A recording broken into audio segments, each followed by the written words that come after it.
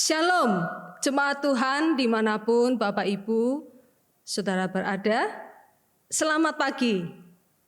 Kita patut bersyukur oleh anugerah pemeliharaan Tuhan. Kita bersama-sama telah dipersatukan kembali di hadapannya. Saat ini mungkin setiap kita ada di dalam berbagai macam pergumulan hidup. Tetapi mari pagi ini kita datang dengan penuh percaya bahwa Tuhan telah menyediakan berkat dan anugerahnya bagi setiap kita di dalam ibadah pagi hari ini. Biarlah kita datang dengan hati penuh syukur dan sorak-sorai di hadapannya. Dan Tuhan akan disenangkan melaluinya. Jemaat yang terkasih, Allah itu kasih. Dan dengan kasih-Nya, Dia telah mengundang engkau dan saya untuk datang kepada Dia. Mari dengan bangkit berdiri, kita datang menghadap tahta kemuliaan-Nya. Tuhan ada di dalam bait-Nya yang kudus. Berdiam dirilah di hadapan-Nya, ya segenap bumi. Di hadapan tahta kemuliaan-Nya yang kudus itu, mari kita berdiam, kita berteduh di hadapan-Nya.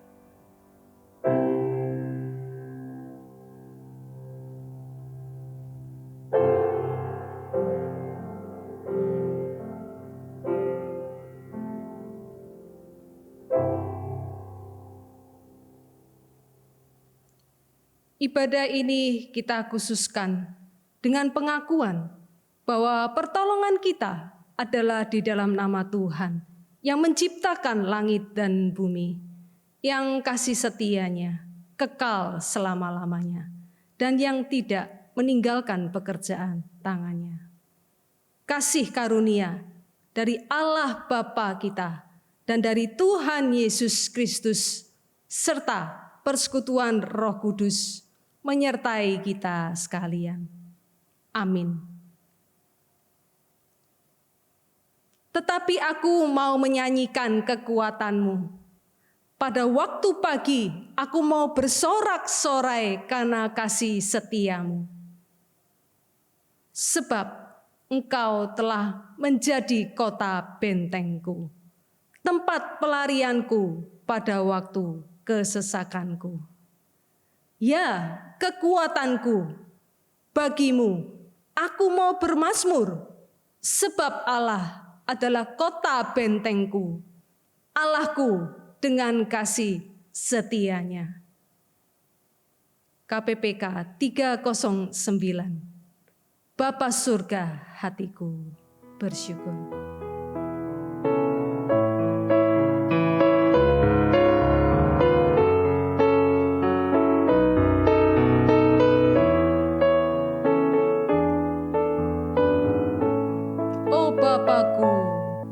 Bapakku, hatiku bersyukur. Bapa surga, hatiku bersyukur.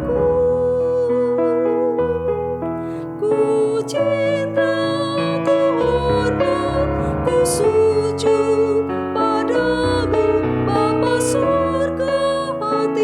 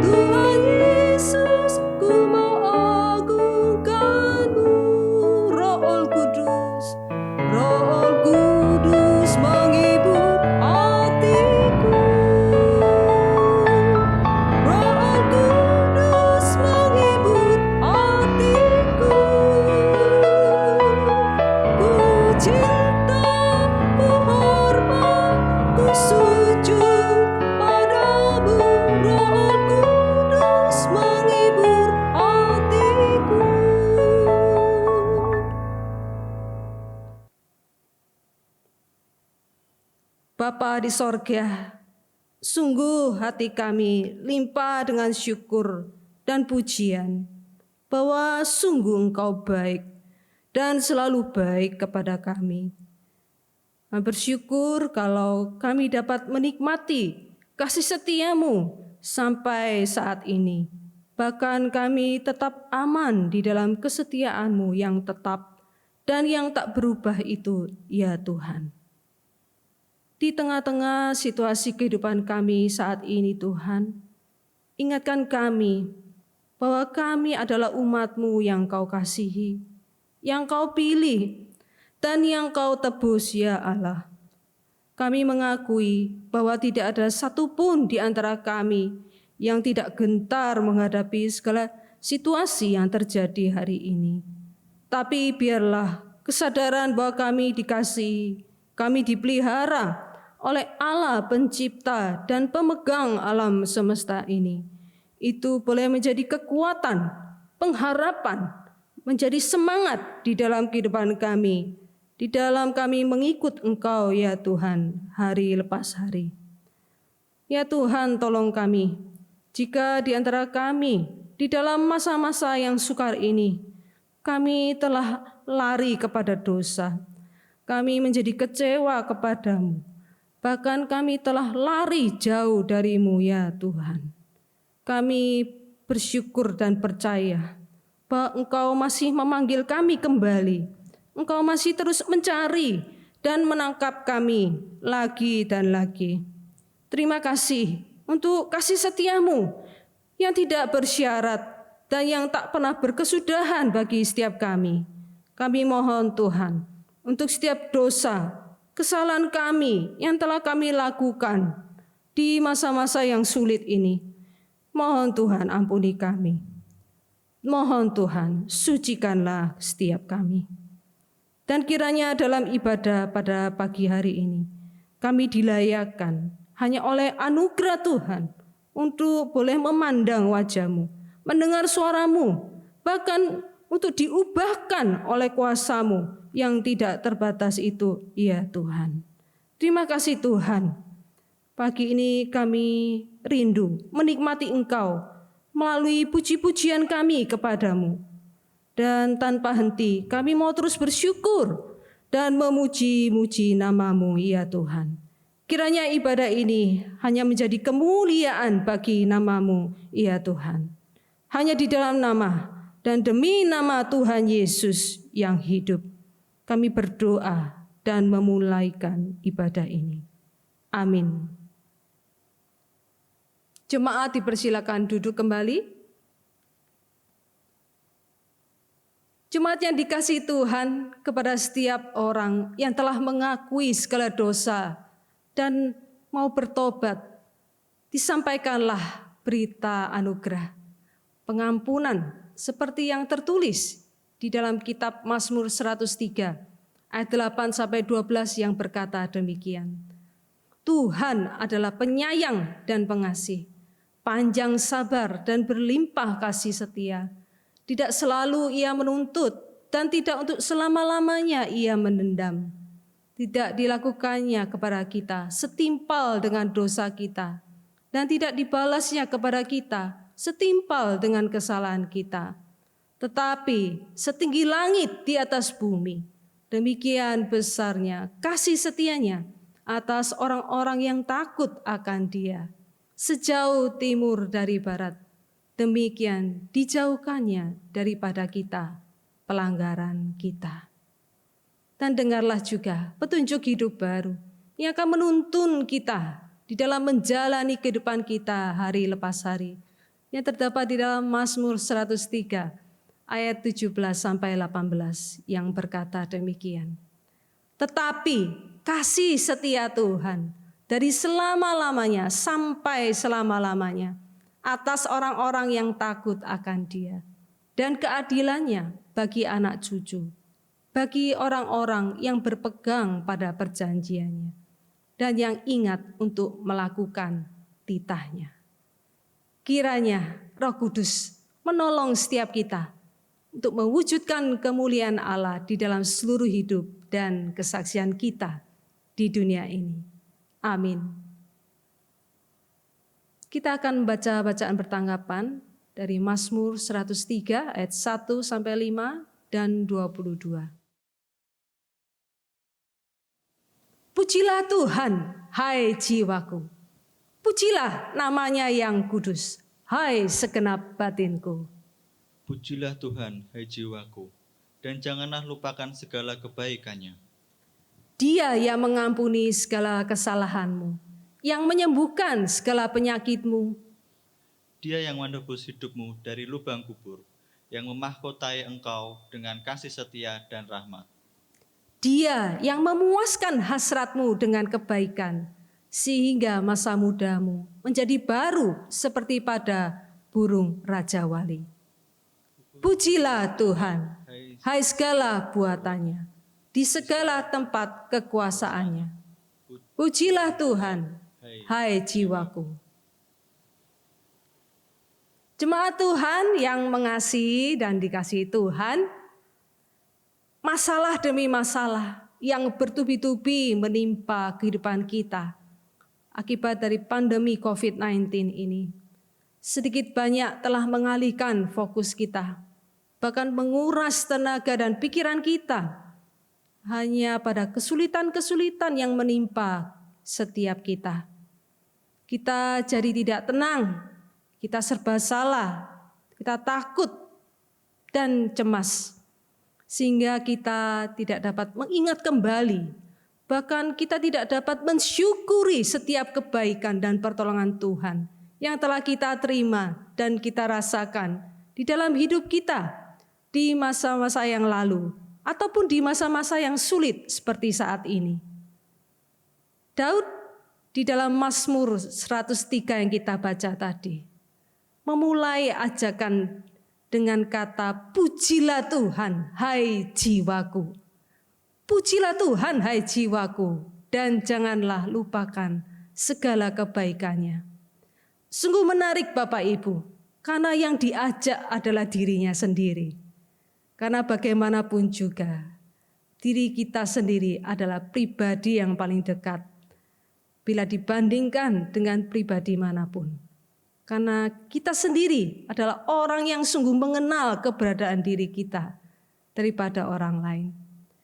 Dan kelihatannya Daud memahami ada kaitan antara pujian kepada Allah dengan ingatan akan kebaikan Tuhan. Pujian kepada Allah akan membuat kita semakin menyadari siapakah sesungguhnya Allah itu. Memuji Allah niscaya juga membuat kita mengingat akan segala kebaikan-kebaikan Allah yang diuraikan secara detail oleh Daud di dalam ayat-ayat berikut yang telah kita baca tadi.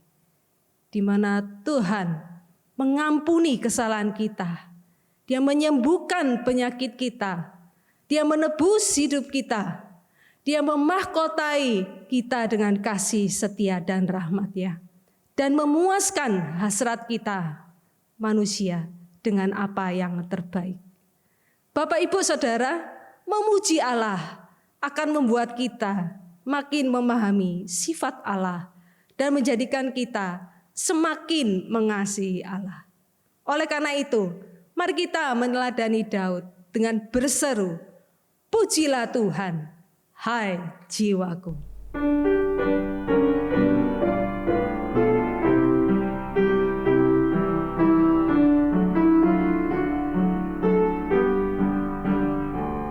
Pujilah hai jiwaku akan Yehova, jangan lupakan anugerahnya. Ya sembuhkan dan ampuni dosamu dan menyelamatkan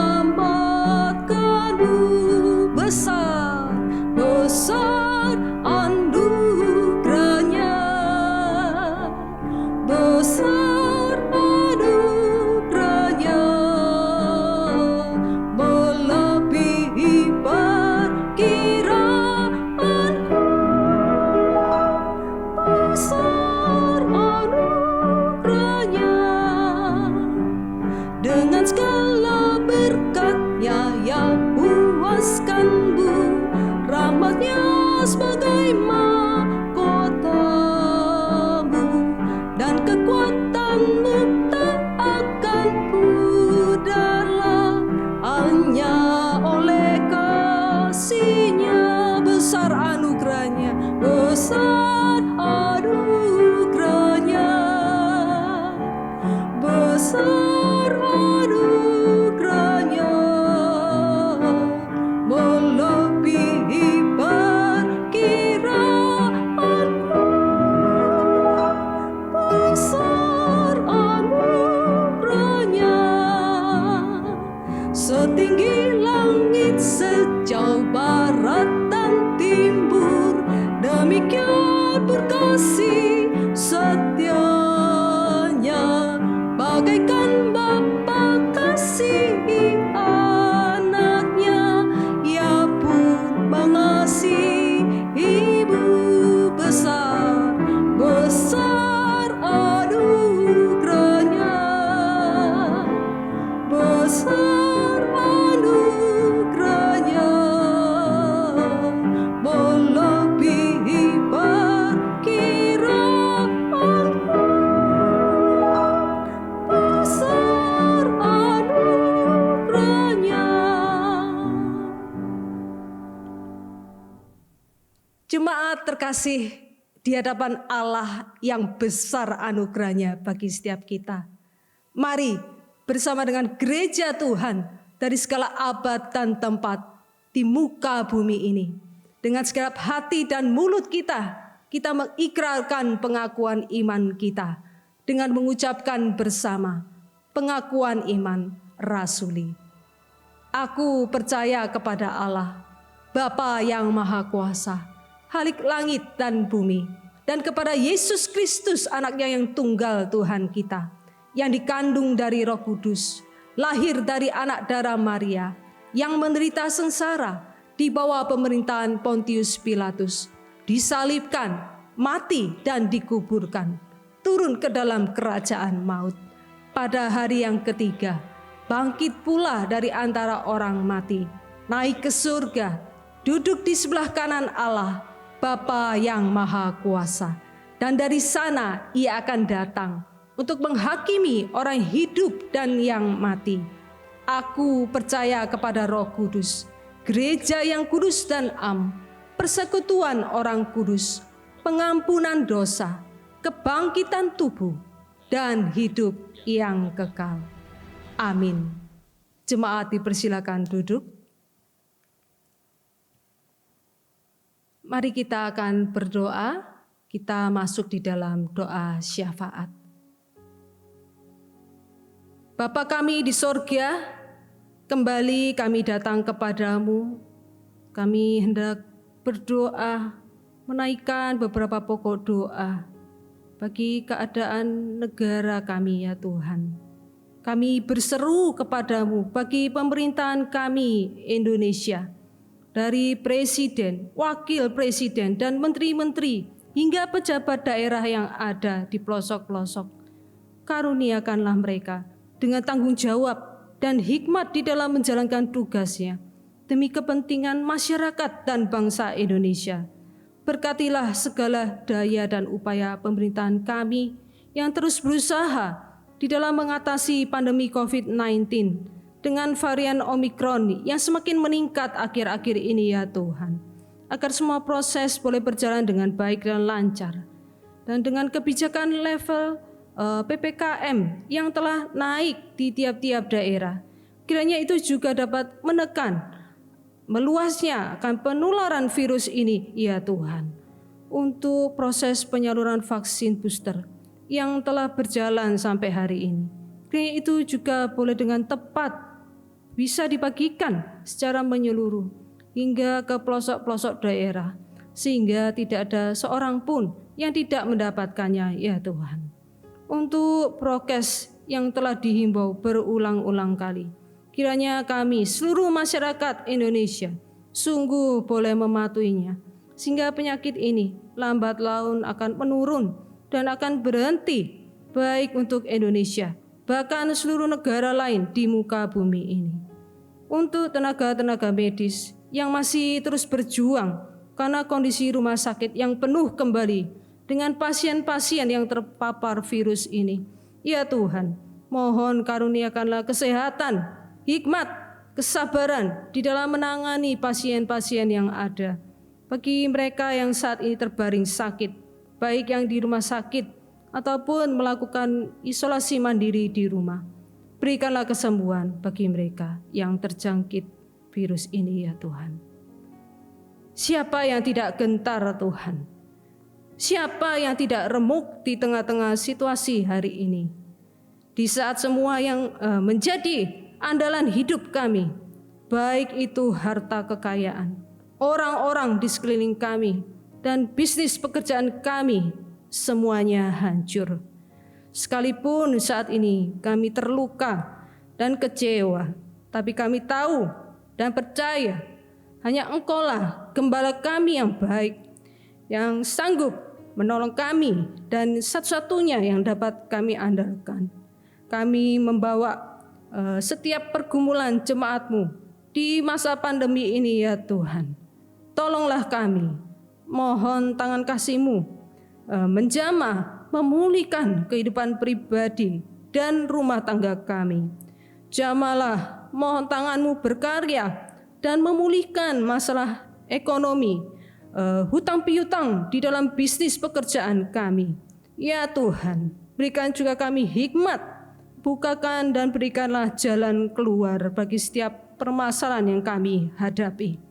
Kami berdoa untuk kerohanian setiap jemaat-Mu, sekalipun di tengah kesulitan hidup, iman kami boleh semakin bertumbuh, dan melalui hidup jemaat-Mu, nama-Mu saja yang dipermuliakan.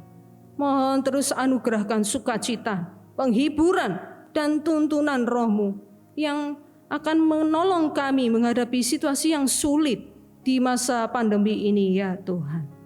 Bagi jemaat-Mu yang sakit, baik karena tertular virus sehingga harus rawat inap di rumah sakit ataupun isolasi mandiri di rumah, penyakit-penyakit lain karena alergi ataupun perubahan musim, ataupun penyakit-penyakit tua, ya Tuhan, jamalah dan mohon sembuhkan, sekalipun dalam keadaan yang sulit, terbatas untuk dapat berobat ke rumah sakit di masa pandemi ini.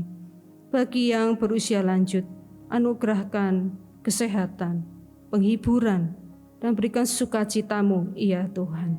Bagi setiap kami yang harus bekerja di luar rumah, mohon anugerahkanlah kesehatan, agar tetap dalam keadaan tubuh yang sehat, kami dapat bekerja. Dan bagi anak-anak, cucu-cucu kami yang harus kembali belajar online di rumah, mohon Tuhan, berikan kesehatan, semangat belajar, tanggung jawab, dan sukacita dalam belajar. Terima kasih Tuhan, sekali lagi berkati gereja kami, berkati setiap komisi, dengan berbagai aktivitas gerejawi yang ada, baik itu pendalaman Alkitab, ibadah anak, persekutuan remaja, persekutuan wanita, ibadah minggu, sekalipun semuanya harus dilakukan secara online. Mohon Tuhan pimpin dan pakailah ini menjadi wadah bagi jemaat-Mu untuk bertumbuh di dalam iman kerohanian mereka. Berdoa bagi tim ibadah dan tim multimedia yang melayani Engkau di setiap hari Minggu. Anugerahkan kesehatan agar tetap dapat melayani Engkau dengan kondisi tubuh yang sehat. Berdoa bagi majelis, hamba Tuhan, pengurus komisi, guru-guru sekolah minggu, pemimpin-pemimpin pujian, pemusik, tim satgas, seluruh aktivis dan jemaat. Mohon Tuhan berikan kami hikmat, kesungguhan hati, dan talenta di dalam melayani Engkau. Sehati sepikir di dalam membangun tubuh-Mu ini ya Tuhan, demi kemuliaan nama-Mu. Berdoa bagi Sekolah Kristen Kalam Kudus Surabaya. Mohon Tuhan pakai sekolah ini menjadi wadah bagi generasi muda untuk belajar menimba ilmu dengan baik, serta wadah untuk mengenal Tuhan dan hidup bertumbuh di dalam iman kerohanian mereka. Berkati setiap orang yang ada di dalam yayasan, BP, kepala sekolah, guru-guru, siswa, dan karyawan yang ada. Terima kasih ya Bapa. Inilah seluruh seruan doa kami yang jauh dari sempurna, ya Tuhan. Ya, di dalam nama Tuhan Yesus kami yang hidup, kami sudah berdoa. Amin.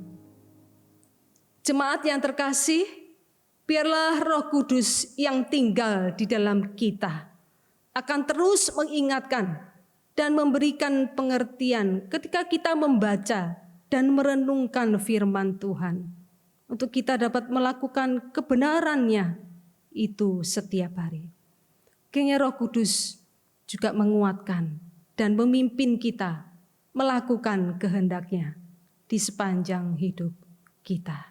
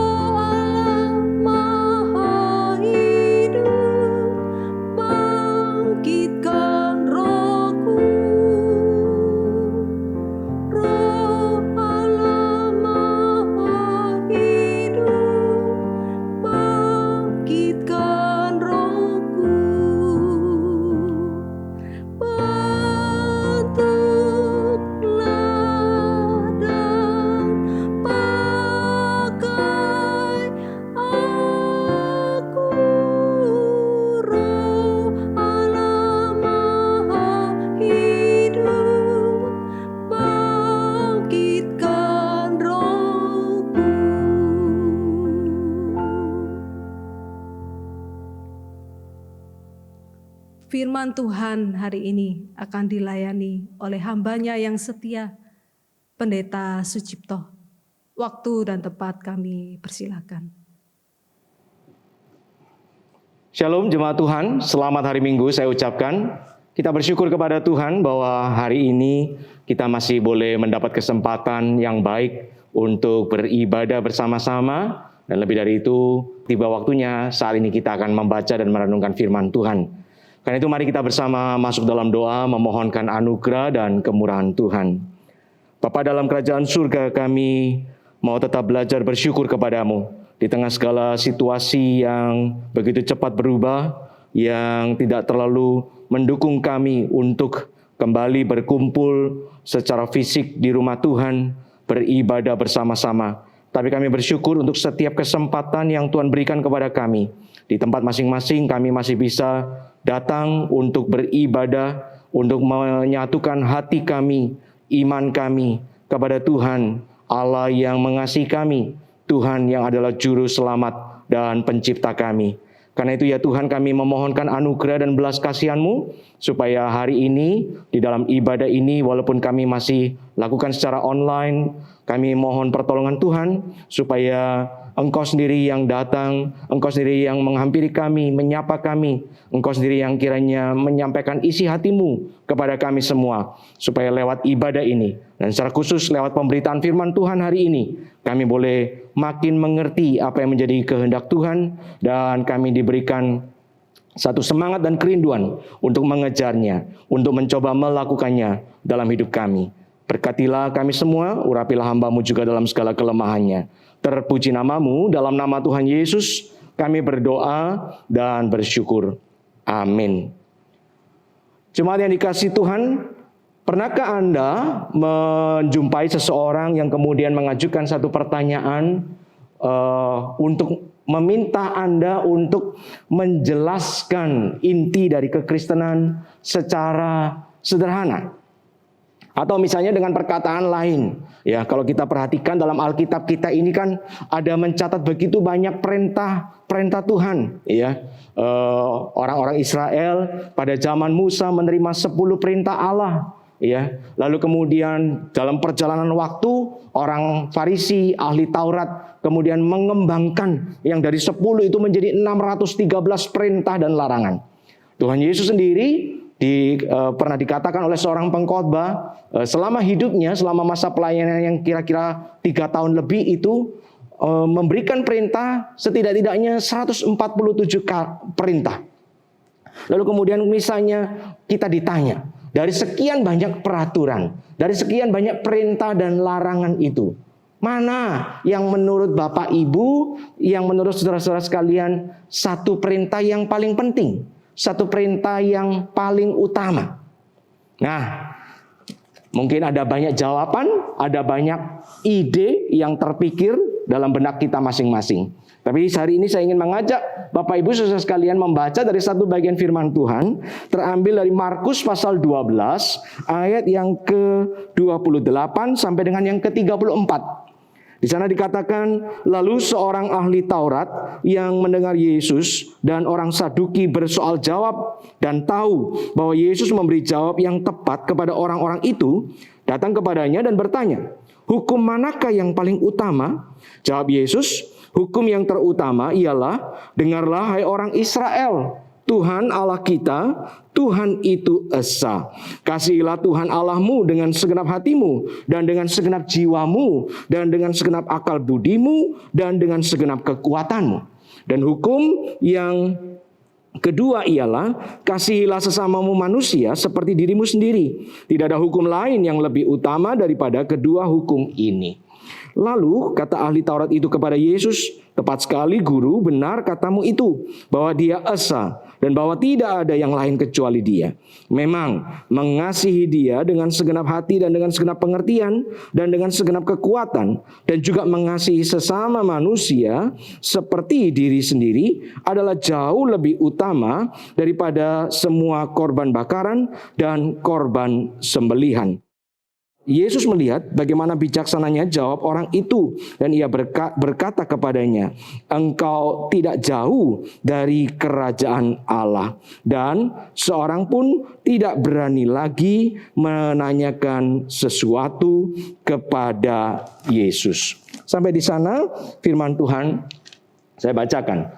Nah, Bapak Ibu saudara yang dikasihi Tuhan, seperti yang saya katakan tadi, ketika kita misalnya diminta untuk mengajukan atau menyatakan satu hukum yang paling utama, satu hukum atau satu perintah yang paling penting dari sekian banyak perintah, peraturan, hukum-hukum yang pernah kita pelajari, maka kita bisa merujuk kepada apa yang Tuhan Yesus sendiri ajarkan pada bagian yang kita baca tadi. Konteksnya hari itu dengan jelas kita bisa baca dalam perikop ini. Bagaimana ketika satu kali, ya, lalu kemudian ada seorang ahli Farisi yang kemudian orang Farisi ini lalu kemudian datang kepada Yesus mengajukan pertanyaan ini. Tidak jelas apa motivasi orang ini. Ya, bisa saja dia memang mungkin ingin dengan penuh kesungguhan hati bertanya kepada Tuhan. Ya, karena sesungguhnya pertanyaan tentang hukum yang terutama, hukum yang paling penting, ya, pada hari-hari itu memang sudah menjadi sebuah perdebatan yang panjang di antara para guru-guru agama. Mereka saling berdebat, mereka saling beradu argumentasi.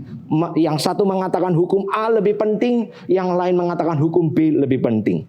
Bisa juga ahli Taurat ini kemudian datang kepada Yesus dengan motivasi yang tidak baik, yaitu untuk kemudian mungkin menjebak Tuhan Yesus, untuk supaya Tuhan Yesus kemudian bisa dipersalahkan, ketika Tuhan Yesus mengatakan salah satu hukum, lalu kemudian mungkin akan diperdebatkan oleh guru-guru agama yang lain dan lain sebagainya.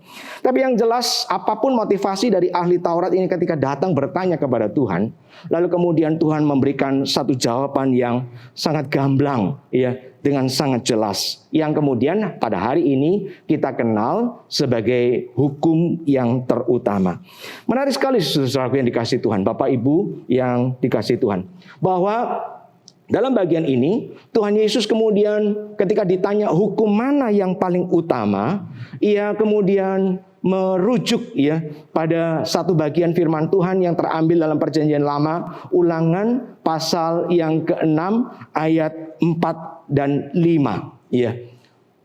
Dalam bagian itu yang kita kenal kemudian, atau orang Israel juga kenal dengan jelas sebagai yang namanya Shema orang Yahudi. Sebuah pengajaran awal yang paling penting, yang paling mendasar, yang kalau kita baca dalam kitab Ulangan pasal 6 itu diperintahkan Tuhan kepada Musa, lalu kemudian disampaikan kepada orang Israel untuk kemudian secara turun-temurun, secara terus-menerus diajarkan kepada anak keturunan orang Israel. Dengarlah hai orang Israel, Tuhan itu Allah kita, Tuhan itu Esa. Kasihilah Tuhan Allahmu dengan segenap hatimu dan dengan segenap jiwamu dan dengan segenap kekuatanmu. Itu kalau yang kita baca dalam Ulangan pasal 6 ayat 4 dan 5. Tuhan mengajarkan kepada orang Israel lewat Musa bahwa perintah yang penting ini bahkan kemudian harus terus-menerus diajarkan berulang-ulang kepada anak cucu keturunan orang Israel yang berikutnya. Ketika mereka bangun, ketika mereka tidur, ketika mereka berbaring, ketika mereka berjalan, dimanapun, kapanpun. Perintah ini bahkan dikatakan disuruh menuliskannya, lalu kemudian dipasang di dahi mereka, lalu kemudian dipasang di pintu-pintu mereka, di tiang gerbang mereka, menunjukkan betapa penting dan esensialnya perintah ini.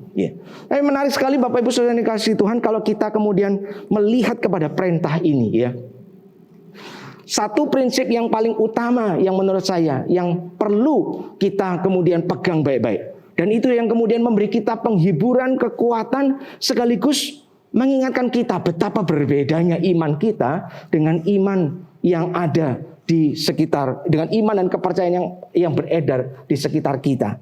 Saudara, dalam bagian ini, dalam bagian Shema ini, dalam bagian hukum yang terutama yang disampaikan oleh Tuhan Yesus, yang dikutip dengan lengkap oleh Tuhan Yesus dari Shema orang Yahudi, Ulangan pasal 6 tadi.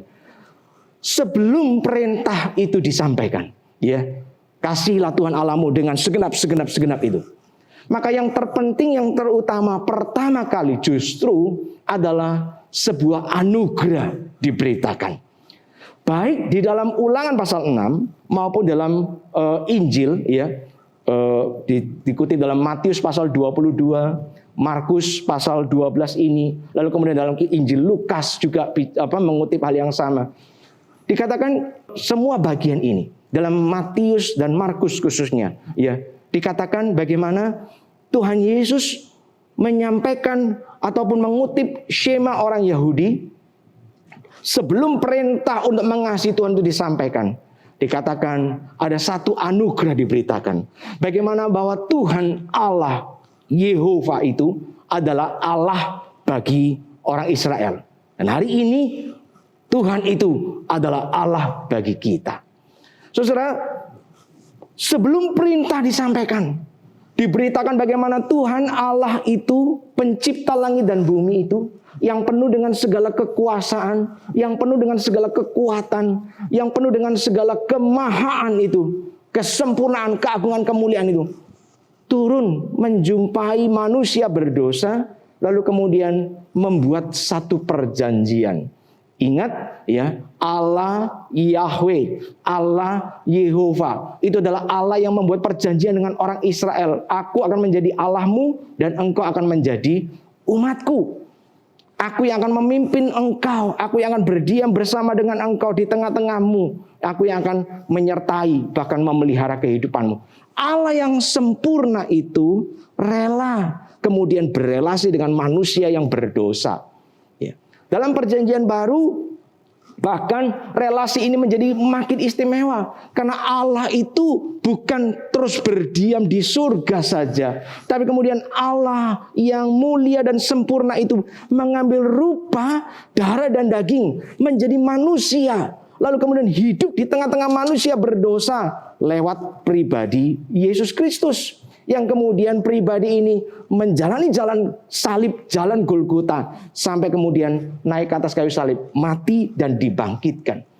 Setelah Yesus kemudian dibangkitkan, ya, relasi anugerah ini tidak berhenti. Manusia kita ini tidak ditinggalkan sendirian. Tapi Tuhan berkata ketika Ia naik ke surga, Ia akan mengutus roh penghibur yang akan berdiam dalam hati kita untuk kemudian senantiasa setiap saat ya bersama-sama kemudian menjagai kita, memberikan bimbingan, damai sejahtera, pengajaran dan seterusnya. Relasi itu terus dijalankan, relasi itu terus dilanjutkan. Sekali lagi, memang kalau kita manusia kemudian hanya menerima perintah, menerima hukum, ya, maka kekristenan itu tidak beda dengan agama-agama yang lain, dengan kepercayaan-kepercayaan manapun. Betul ya? Semua agama, semua kepercayaan punya susunan perintah, aturan yang harus diikuti oleh umatnya. Kalau kamu mau mengalami kebahagiaan dalam hidup, kalau kamu mau katakanlah masuk surga, kalau kamu tidak mau mengalami celaka, kalau kamu tidak mau mengalami penderitaan, kamu harus melakukan ini. Kamu tidak boleh melakukan itu.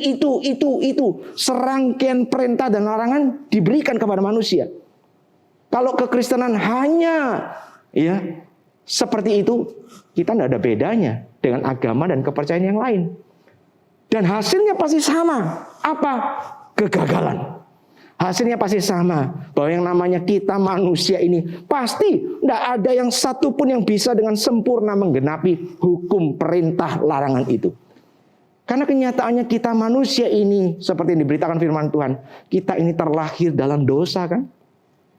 Maka kecenderungan hati kita seberapapun baiknya, seberapapun bagusnya dididik dalam keluarga yang bagaimanapun, pasti kita tidak akan pernah jadi seorang yang sempurna, yang tanpa cacat celah, bisa melakukan semua hukum, semua perintah, menghindari semua larangan yang diberikan oleh aturan-aturan agama.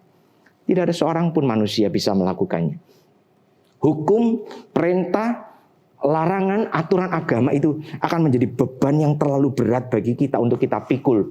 Menjadi tugas yang mustahil untuk kita laksanakan. Ingat loh, firman Tuhan bahkan ngomong yang namanya ketaatan itu kan harus sempurna. Kalau misalnya kita diberi 10 hukum Taurat, kita bisa sempurna melakukan yang 9.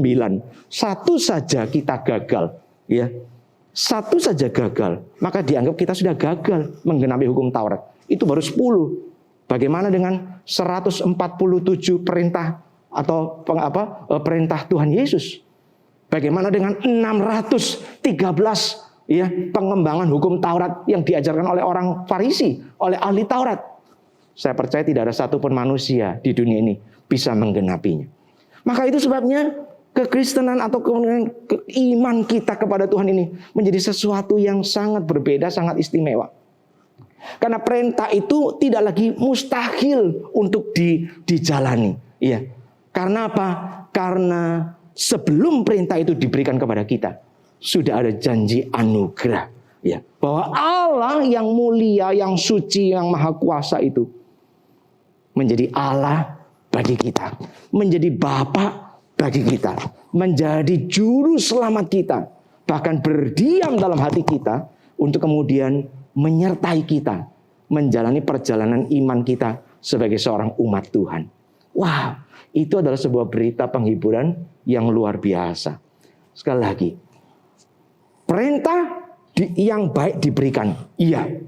Tapi bahkan sebelum perintah itu kita terima, Tuhan sudah menyediakan dirinya sendiri terlebih dahulu untuk kemudian menyertai dan menjadi berkat bagi kita.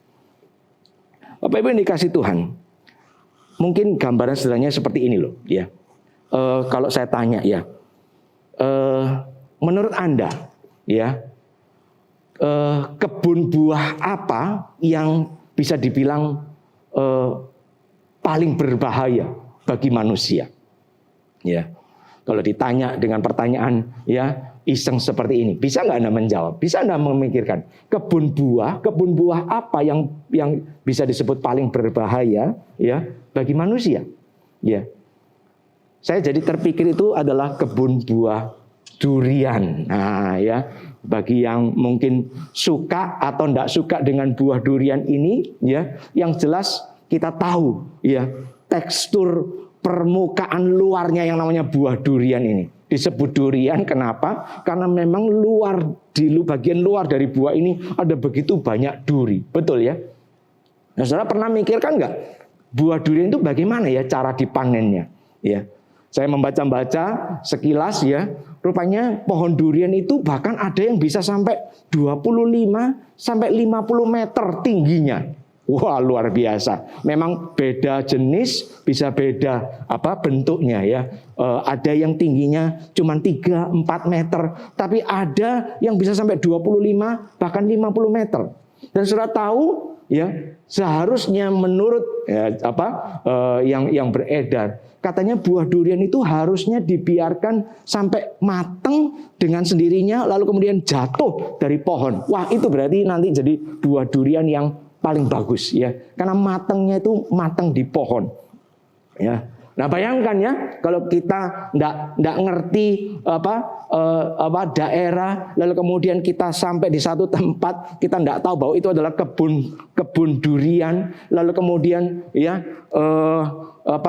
kita lewat begitu saja di kebun itu ya, lalu kemudian bahkan ya itu adalah musim panennya. Wah, ya bayangkan itu ya, itu buah durian jatuh dari pohonnya ya sekitar 15, 20 bahkan lebih ya 30 meter. Wah, lalu kemudian tanpa kita sadari buah itu bisa jatuh di atas kepala kita.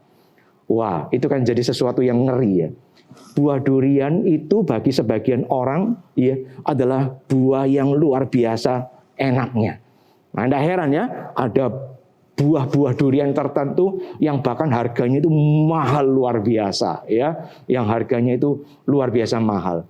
Sesuatu yang berharga, sesuatu yang nikmat, sesuatu yang mahal ini ya, ketika kemudian dijatuhkan begitu saja dari atas ya, bisa mendatangkan bahaya yang luar biasa. Ya, maka itu sebabnya sebagian orang ya kemudian melakukan cara panen dengan cara apa? Ya, mereka mulai perkirakan kalau ini sudah masanya mendekati panen ya, orang-orang ini kemudian ada yang naik ke atas ya. Lalu kemudian dia akan memilih buah-buah tertentu yang dianggap katakanlah hampir matang, lalu kemudian dia potong, lalu kemudian dia jatuhkan ke bawah. Tapi ketika dia menjatuhkan ke bawah, di bawah itu sudah ada temannya yang sudah siap ya dengan karung ya, dengan karung. Lalu kemudian ketika buah itu dilemparkan, si temannya yang sudah siap itu ya, dia akan tangkap dengan karung itu, lalu kemudian buah yang sudah ditangkap itu kemudian baru dipindahkan ke keranjang, dipanen bersama buah-buah yang lain. Artinya apa? Yang baik ini tidak kemudian dijatuhkan begitu saja. Ya, karena ketika dijatuhkan begitu saja, yang baik ini pun bisa jadi bahaya, betul ya.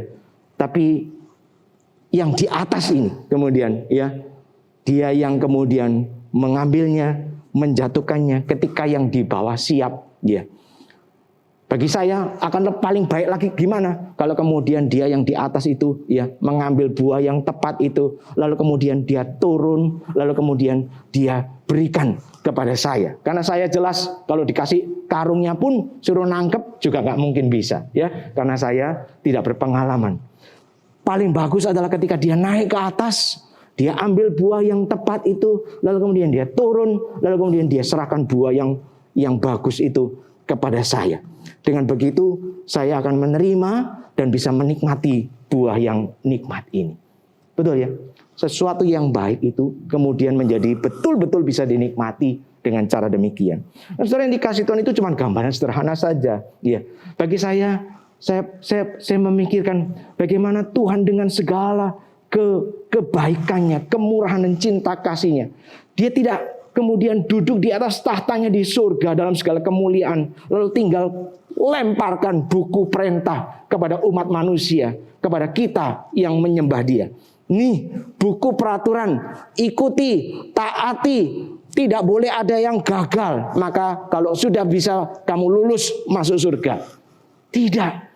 Karena Allah tahu persis, kalau kita sekedar diberi perintah, sekedar diberi aturan, larangan, kita pasti gagal menggenapinya. Tidak ada seorang pun dari kita bisa menyelesaikan tugas itu. Maka kemudian yang terjadi adalah Allah kemudian memberikan dirinya sendiri. Bahkan di satu masa, di satu waktu, Allah turun ke dalam dunia dengan mengambil rupa menjadi manusia, darah dan daging, membawa kasihnya sendiri, membawa hukum-hukumnya ini dalam kehidupannya untuk diberikan kepada kita. Penyertaan Allah itu memungkinkan kita pada hari ini untuk berjuang, berusaha mentaati hukum-hukum Tuhan. Ya, mentaati perintah-perintah Tuhan. Hal yang kedua yang ingin saya sampaikan adalah kalau kita membaca dari bagian ini, disebut sebagai hukum yang terutama ini. Ada dua bagian di sana, bukan? Yang menarik adalah ketika di bagian pertama Tuhan berkata, ya, kasihilah Tuhan Allahmu dengan segenap hatimu, dengan segenap jiwamu, dengan segenap akal budimu, dan dengan segenap kekuatanmu. Secara sederhana kita bisa katakan ini berarti Tuhan menghendaki keseluruhan diri kita. Semua bagian hidup kita tidak ada yang terkecuali dipersembahkan kepada Tuhan seutuhnya, 100%. Ya, sekali lagi, tidak ada satu bagian pun dari kehidupan kita yang bisa dikecualikan. Semuanya dipersembahkan kepada Tuhan dan dipersembahkannya utuh 100%. Itulah yang Tuhan kehendaki dari hidup kita. Kita punya pikiran kita menyembah Tuhan. Tapi Tuhan tidak mau kalau pikiran yang menyembah Tuhan ini hanya setengah. Atau hanya 70%, 80%, 90%, 10%-nya tidak. Kita punya hati ini Tuhan minta dipersembahkan kepada Tuhan sepenuhnya, seutuhnya. Tuhan tidak mau kalau kemudian hati kita ini masih bercabang, ya, hanya mencintai Tuhan 50%, 70%, 90%, tidak mau. Tuhan maunya seutuhnya. Seluruh aspek kehidupan kita dipersembahkan kepada Tuhan. Secara cepat saja, ya, saya ingin memberi beberapa ide pemikiran kalau kita berkaca kepada firman Tuhan. Misalnya, ketika Tuhan berkata, kasihilah Tuhan Allahmu dengan segenap hatimu. Saya teringat kepada misalnya salah satu bagian di dalam Yehezkiel pasal yang ke-11, ya. Yehezkiel pasal yang ke-11 ayat yang ke-19 dan 20. Yehezkiel 11 ayat 19-20 mengatakan demikian. Saya bacakan bagi Bapak Ibu sekalian. Aku akan memberikan mereka hati yang lain dan roh yang baru di dalam batin mereka. Juga aku akan menjauhkan dari tubuh mereka hati yang keras dan memberikan mereka hati yang taat supaya mereka hidup menurut segala ketetapanku dan peraturan-peraturanku dengan setia. Maka mereka akan menjadi umatku dan aku akan menjadi Allah mereka. Dari satu ayat pembanding ini saja, ya, kita bisa mendapatkan ide. Apa sih maksudnya mengasihi Tuhan dengan segenap hati? Dalam bagian kitab Yehezkiel tadi, pasal 11, juga pasal 39, ya, dicatat Tuhan mengatakan Ia akan memberikan hati yang baru kepada orang Israel. Hati yang baru ini berbeda dengan hati orang Israel yang lama. Hati yang keras, hati yang tidak taat. Hati yang baru ini apa? Hati yang rindu untuk mentaati Tuhan dengan segala perintah-perintah dan ketetapan-ketetapannya. Hati yang rindu untuk hidup di bawah otoritas kekuasaan Tuhan. Tidak kemudian mau berusaha ngatur hidupnya sendiri. Ini kan hidupku, ini rumah tanggaku, ini pekerjaanku. Buat apa orang lain ngatur aku? Ya, jangankan jangankan hamba Tuhan, jangankan majelis atau siapapun, ya, orang tua atau siapapun, tidak ada yang boleh ngatur hidupku. Tuhan pun tidak perlu ngatur hidupku. Celaka kalau ada orang mau berani berkata demikian. Karena sesungguhnya kita bukan pemilik kehidupan ini, bukan. Firman Tuhan mengatakan kita ini sudah dibeli dan harganya sudah lunas dibayar.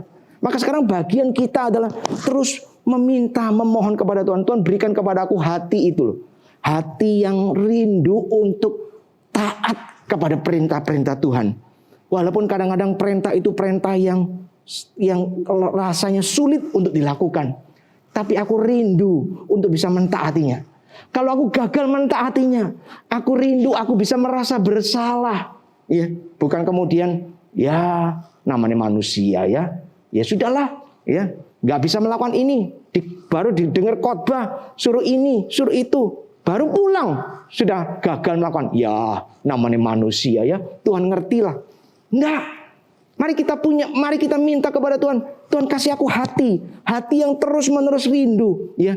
Tiap kali firman diberitakan, tiap kali aku membaca, mengerti apa yang menjadi isi hati kehendak Tuhan, aku rindu untuk taat. Dan kalau sampai aku gagal taat, beri aku hati yang hancur, hati yang menyesal. Bukan lalu kemudian tenang-tenang aja, seakan-akan tidak ada masalah. Kalau Anda ya yang di kantor atau di rumah punya asisten rumah tangga, yang di kantor punya pegawai begitu ya, lalu kemudian mendapati pegawai atau asisten rumah tangga Anda itu melakukan kesalahan, ya apapun lah, ya, lalu kemudian bukankah yang paling menjengkelkan adalah kalau kemudian si yang bersangkutan ini sudah salah tapi masih nggak merasa bersalah, sudah salah tapi masih merasa semua baik-baik saja. Bukankah itu sesuatu yang sangat menjengkelkan ya? Minimal tahu kayak iya saya salah, minta maaf, lain kali tidak akan ngulangi. Itu aja sudah bikin kita lega, betul ya? Tapi bagaimana kalau sebaliknya justru seakan-akan tidak ada yang salah, seakan semua baik-baik aja. Bukankah itu sesuatu yang buruk sekali? Bayangkan ya, kalau kita juga seringkali memperlakukan Tuhan dengan cara yang sama, ya. Sudah berdosa, sudah melakukan kesalahan, ya, masih merasa seakan-akan semua baik-baik saja, ya. Yang kedua, kalau kita kembali kepada perintah Tuhan ini, kasihlah Tuhan Allahmu dengan segenap jiwamu, dengan segenap jiwamu. Saya teringat misalnya salah satu bagian yang bisa kita jadikan rujukan Mazmur 42, saudara-saudara. Di dalam Mazmur 42 yang ditulis oleh Bani Korah ini dikatakan demikian.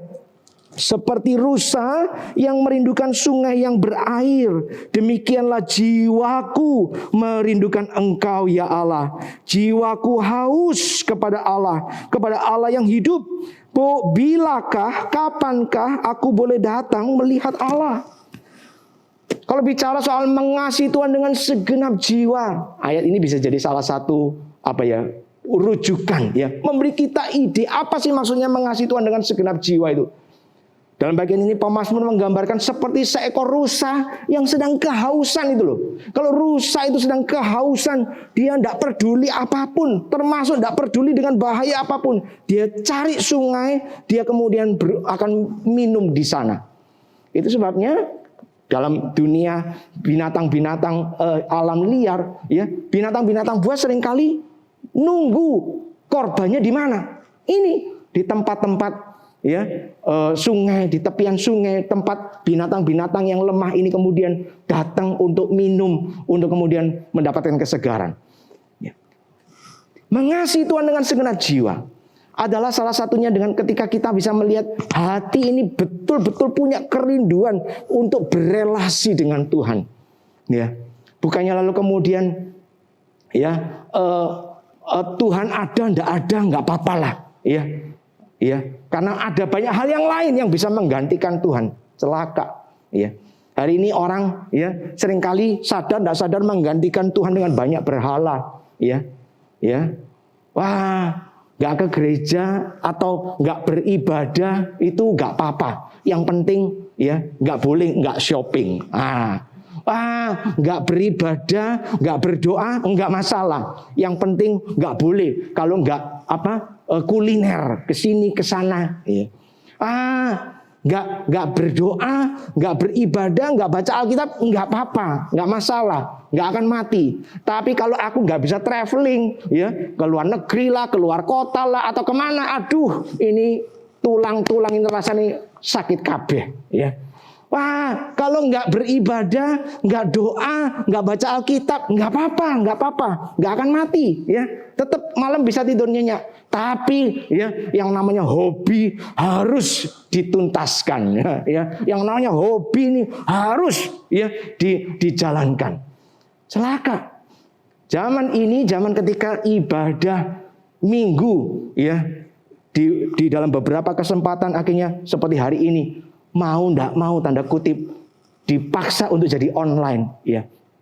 Ya, menurut saya 2 tahun berjalan ini menyingkapkan semakin jelas betapa banyaknya berhala-berhala dalam hidup kita. Kenapa? Karena banyak orang nggak lagi gelisah kalau nggak beribadah. Banyak orang nggak lagi gelisah kalau nggak kemudian datang mencari Tuhan. Yang penting semua yang lain itu loh, ya bisa dia dapatkan. Itu artinya jiwa orang itu ya tidak sepenuhnya berpaut kepada Tuhan. Tidak merindukan Tuhan. Rusa yang dikatakan oleh pemazmur tadi.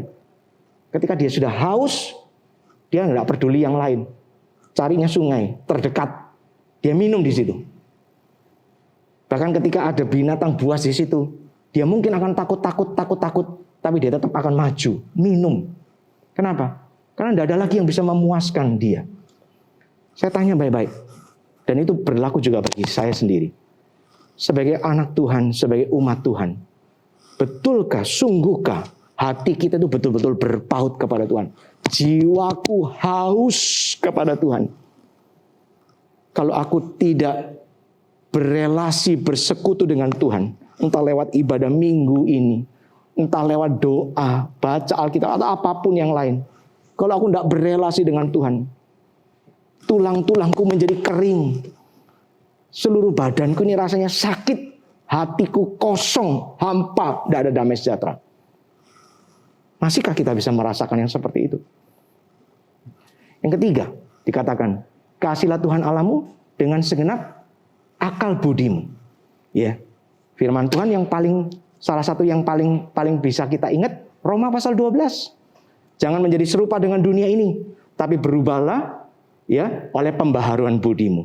Akal budi yang tidak menjadi sama dengan dunia, tapi kemudian terus-menerus diubah menjadi sama serupa Tuhan.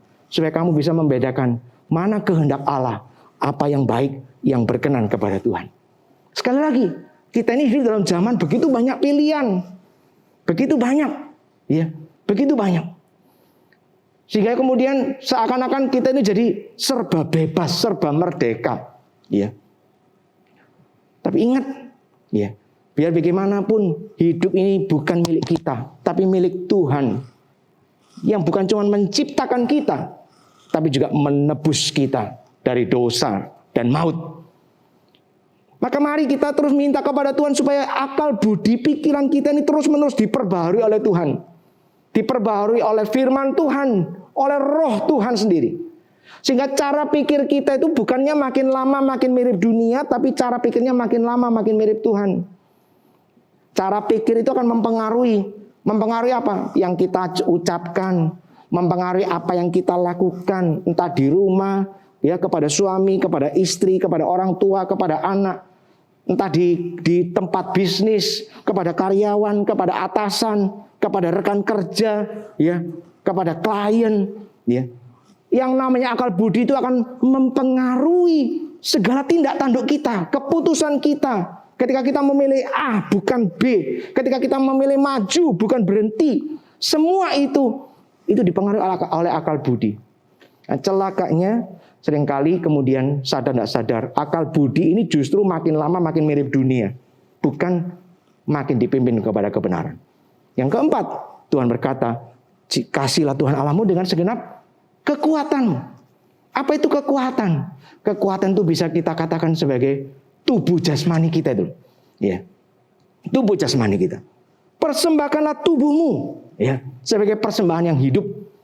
Itu artinya apa? Seluruh kehidupan, bukan cuman yang bagian dalam, tapi juga tubuh jasmani. Jangan sampai kita ini punya sadar tidak sadar dipengaruhi oleh pikiran filsafat Yunani yang salah, ya. Yang penting hatinya cinta Tuhan, yang penting hidup di dalamnya rohaninya baik, masalah tubuhnya itu boleh dipakai apa aja. Ngawur. Itu filsafat yang keliru. Tuhan tidak pernah minta seperti itu. Tuhan berkata, ingat tubuhmu adalah bait Roh Kudus. Bagaimana kita menjaga tubuh kita? Bagaimana kita menjaga jasmani kita? Bukan sekedar supaya aku tidak sakit. Kalau sakit aku setengah mati, aku yang susah. Bukan. Kita menjaga tubuh jasmani kita, menjaga kesehatan kita, supaya kita bisa mempersembahkannya untuk kemuliaan Tuhan. Itu yang namanya mengasihi Tuhan dengan segenap kekuatan. Artinya sekali lagi saudara, bagian-bagian ini mau mengingatkan kepada kita, kalau namanya mengasihi Tuhan itu tidak bisa setengah-setengah. Seluruhnya, seutuhnya dipersembahkan kepada Tuhan. Dan saya percaya ada banyak contoh-contoh yang lain yang masih kita bisa coba cari bagaimana kita bisa mengasihi Tuhan dengan semua hal ini.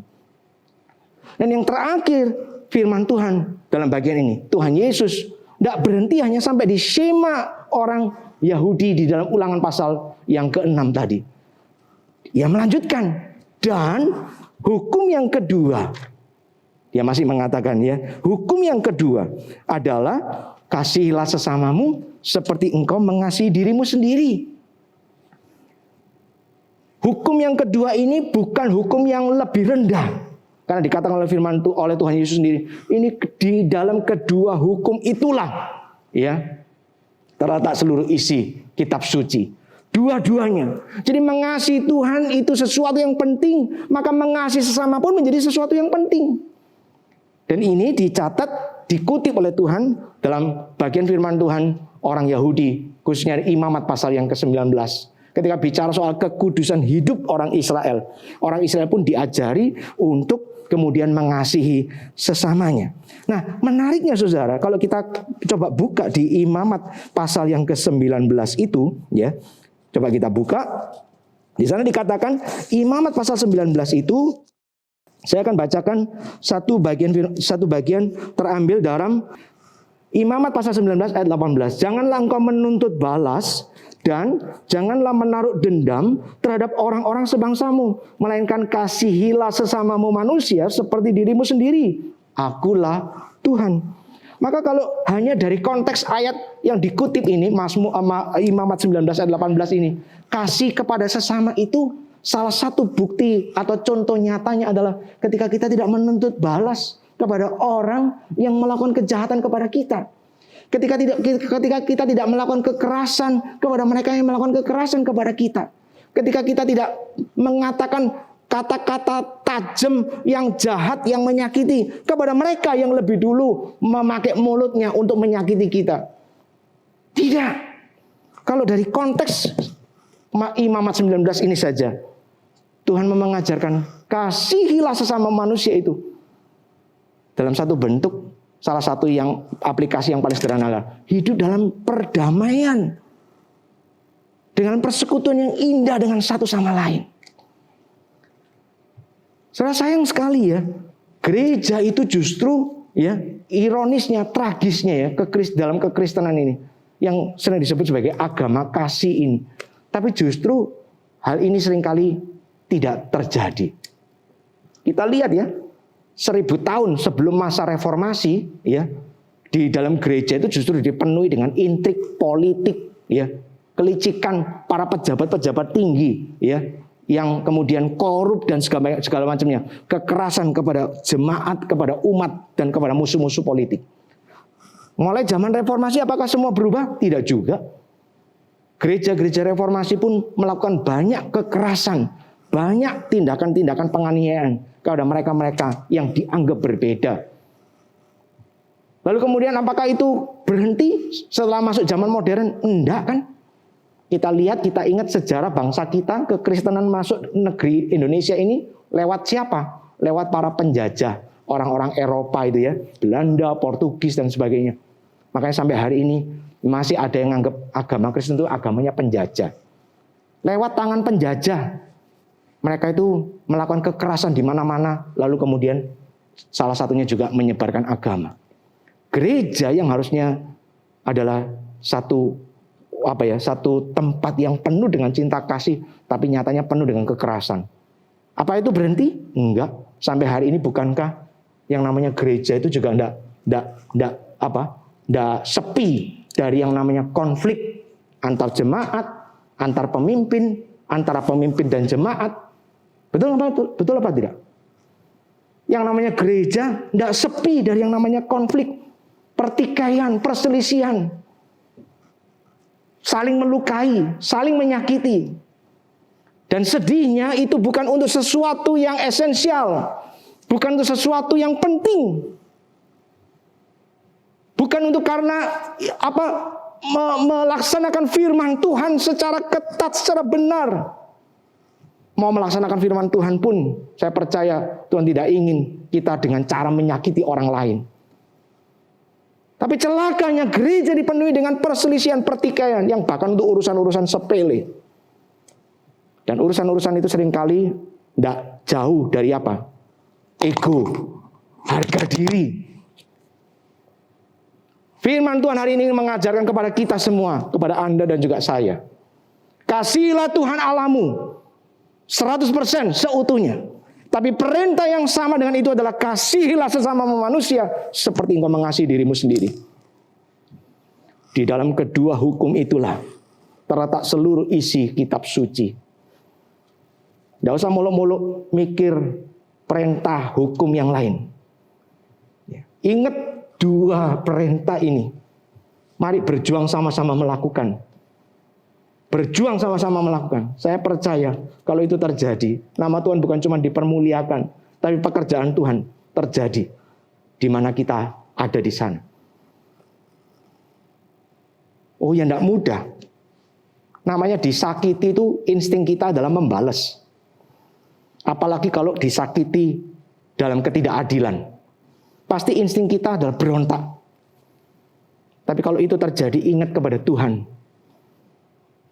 Ingat kepada Tuhan. Tuhan yang suci itu menutup mulutnya rapat-rapat ketika ia dihina, ketika ia dituduh dengan tuduhan-tuduhan yang tidak benar. Dia memilih untuk merentangkan tangannya di atas kayu salib. Yang dia buka justru adalah mulutnya untuk berdoa. Ya Bapa, ampuni mereka, karena mereka tidak tahu apa yang mereka perbuat. Kita bukan Tuhan, iya. Tapi paling tidak, Tuhan yang sudah melakukan hal yang luar biasa itu, sekarang ada bersama-sama dengan kita. Aku menyertai kamu. Maka sekali lagi, mari berjuang sama-sama.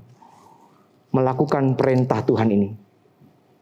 Supaya Tuhan dimuliakan dan hidup kita boleh menjadi kesaksian. Mari kita masuk dalam doa. Bapa dalam surga, kami bersyukur, berterima kasih hari ini boleh sama-sama belajar, bahkan sekaligus mengoreksi hati dan hidup kami. Berkaca kepada firman Tuhan, firman kebenaran itu sendiri. Dan kami mengakui betapa jauhnya kami dari kesempurnaan. Betapa jauhnya kami dari kehidupan yang Tuhan ingin untuk kami jalani. Karena itu pertama-tama tentu saja dengan penuh rendah hati kami mohon pengampunan atas segala dosa dan kejahatan kami. Dan kami merindukan Tuhan, kami ingin melakukan perintah-perintah-Mu ini seperti yang sudah Kau ajarkan kepada kami hari ini.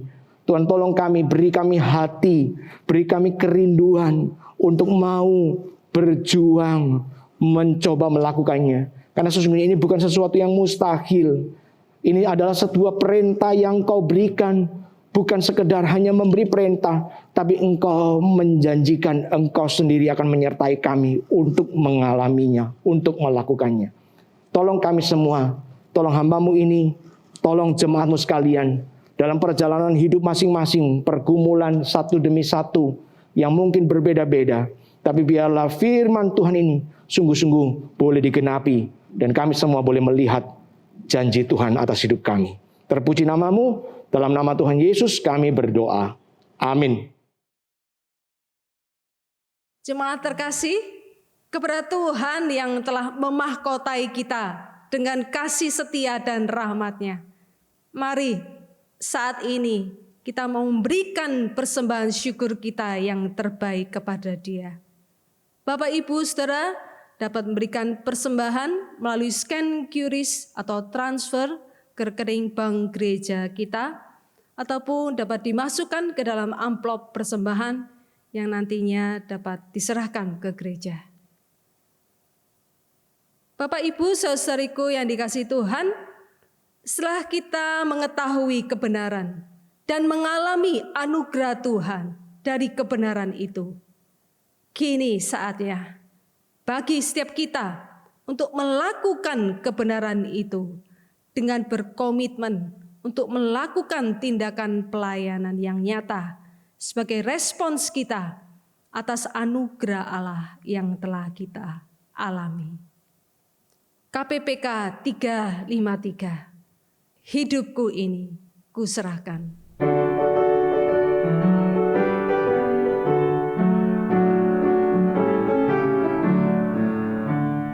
Hidup jiwaku Tuhan, padamu kuserahkan,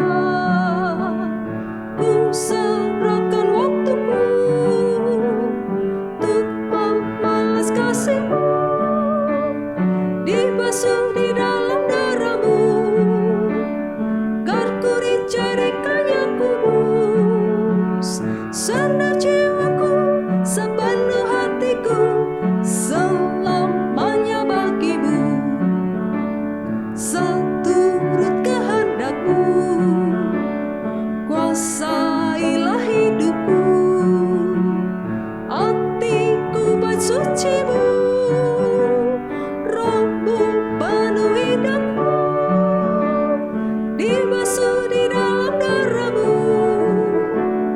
agar ku dicarikan yang kudus. Senang jiwaku, sepenuh hatiku, selamanya bagi-Mu, kasih-Mu membakarku, ku serahkan diriku, dan semua milikku hanya serah padamu, dibasuh di dalam darah-Mu, agar ku dicarikan yang kudus. Senang jiwaku, sepenuh hatiku, selamanya bagi-Mu.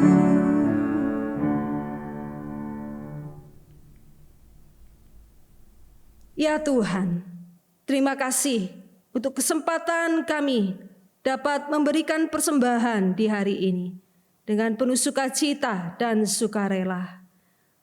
Sesungguhnya seluruh hidup kami yang seharusnya menjadi persembahan bagi-Mu, ya Tuhan. Dan adalah suatu kehormatan bagi setiap kami, orang-orang yang terbatas dan yang sudah banyak jatuh di dalam dosa, untuk Engkau libatkan di dalam pekerjaan-Mu, yaitu menjadi pelayan-pelayan-Mu, ya Tuhan. Biarlah persembahan yang kami bawa kepadamu ini menjadi wakil dari seluruh komitmen kami, bahwa seluruh hidup kami yang kami abdikan hanya kepadamu, ya Tuhan, yang empunya ladang pelayanan ini. Berkatilah persembahan kami ini untuk dipakai bagi pekerjaan Tuhan melalui gereja kami, demi hormat kemuliaan nama-Mu, ya Tuhan. Tuntunlah ibadah kami selanjutnya di dalam kehidupan kami sehari-hari. Kiranya Roh-Mu memampukan kami untuk terus menguduskan kehidupan kami hari demi hari, agar kami layak mempersembahkan hidup kami untuk melayani Engkau, ya Tuhan, Raja kami, di sepanjang kehidupan kami. Ini doa persembahan kami, ya Tuhan, yang kami bawa hanya di dalam nama Tuhan Yesus Kristus, Juru Selamat kami yang hidup. Amin. Sebab segala sesuatu adalah dari Dia, dan oleh Dia, dan kepada Dia. Bagi Dialah kemuliaan sampai selama-lamanya. Doksologi.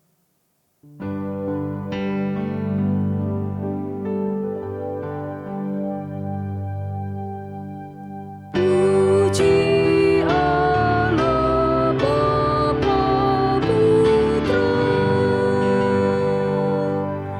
puji Allah Roh Kudus, ketikanya ya Esa, pohon selamat sumber berkah.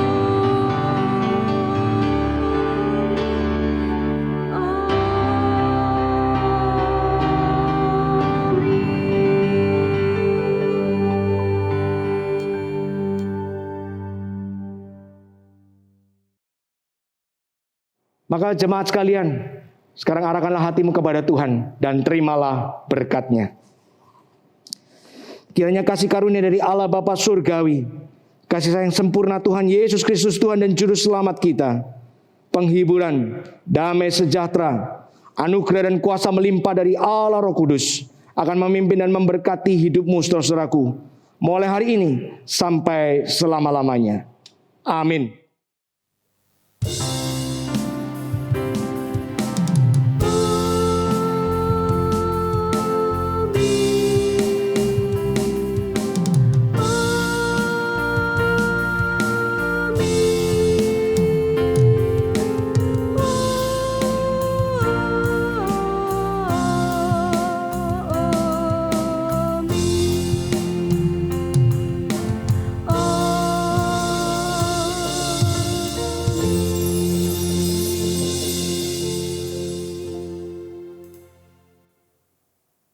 Amin. Jemaat dipersilakan duduk kembali.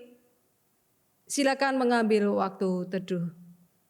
Ibadah telah selesai. Tetap jalankan protokol kesehatan. Sampai berjumpa minggu depan. Selamat hari Minggu. Tuhan Yesus memberkati.